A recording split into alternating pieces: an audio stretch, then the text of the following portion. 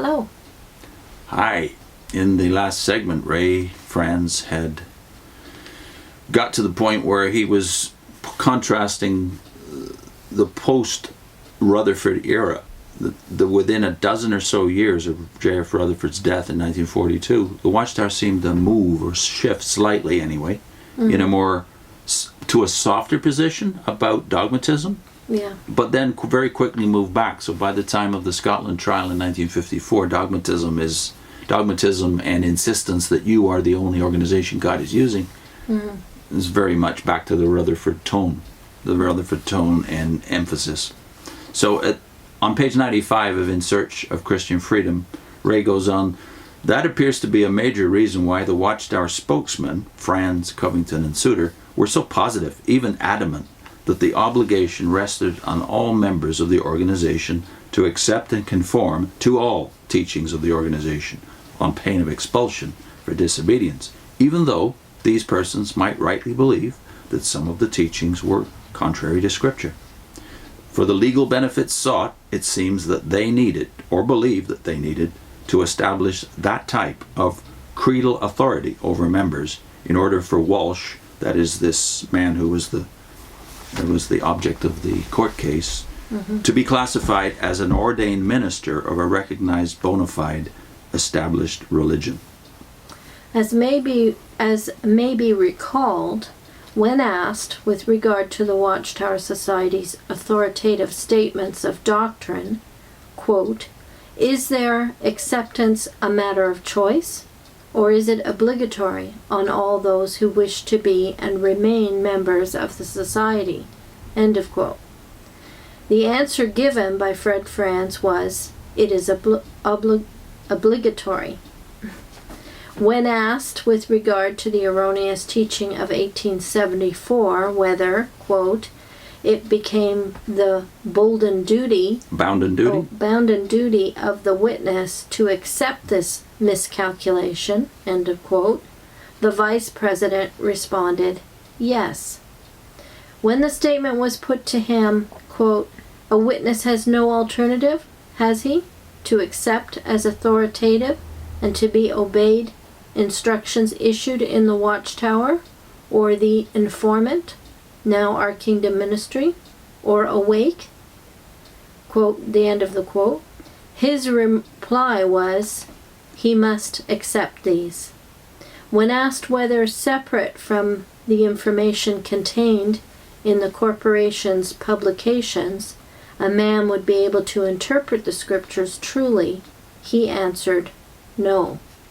When Hayden Covington was asked whether unity was sought, even though, quote, based upon an enforced acceptance of false prophecy, unquote, he said, quote, that is conceded to be true, unquote.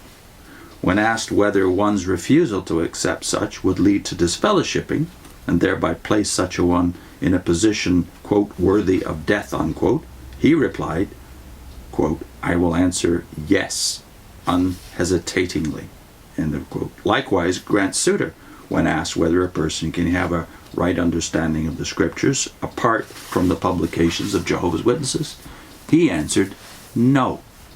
With regard to the erroneous teachings about 1874 and 1925, when asked if acceptance and absolute acceptance of these teachings as truth was imposed upon all Jehovah's Witnesses at the time, he said, that is right. In reality, much of this misrepresented the facts.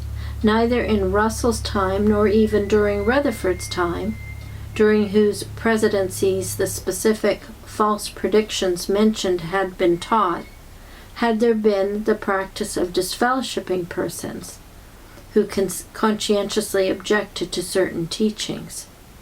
In Russell's time, there were subtle criticisms or insinuations of a lack of faith for those expressing doubt or disagreement. In Rutherford's time, such ones might come in for demotion of position, even verbal castigation, but actual excommunication, used as a coercive instrument for enforced uniformity, was rare. The three society The three society representatives evidently felt it justifiable, however, to say what they did in order to attain the end they were seeking. They colored the past to make it fit the organizational position that was by now in effect, where acceptance of the organization's teachings had become compulsory if one would avoid ejection. Now there's a footnote to that point as to the fudging of history. Okay. And Ray says it this way: a similar use of tactical maneuvering is seen in a far more recent court case taking place in Bonham, Texas in 1986. Elders who were trustees of the Kingdom Hall there were arbitrarily replaced by the Watchtower Society, and a court case resulted as to who had rightful control over the hall. The law recognized only two types of ecclesiastical control: hierarchical or congregational. The Watchtower Society's publications had adamantly stated that its direction was, quote, not hierarchical, unquote.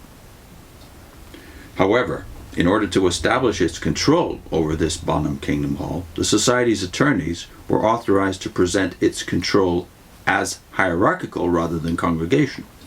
Don Adams, who at the time was the vice president of the Society's New York Corporation, submitted an affidavit to this effect, stating in point 6, quote, to implement their decisions, the governing body uses a hierarchical organization together with corporate entities, unquote. He then outlines evidence of the hierarchical nature of the arrangement prevailing, with the Brooklyn headquarters at the top of the authority structure, followed by branch committees, zone overseers, district overseers, circuit overseers, bodies of elders, and ministerial servants. In this case, the declaration of a hierarchical nature was contrary to the organization's published claims.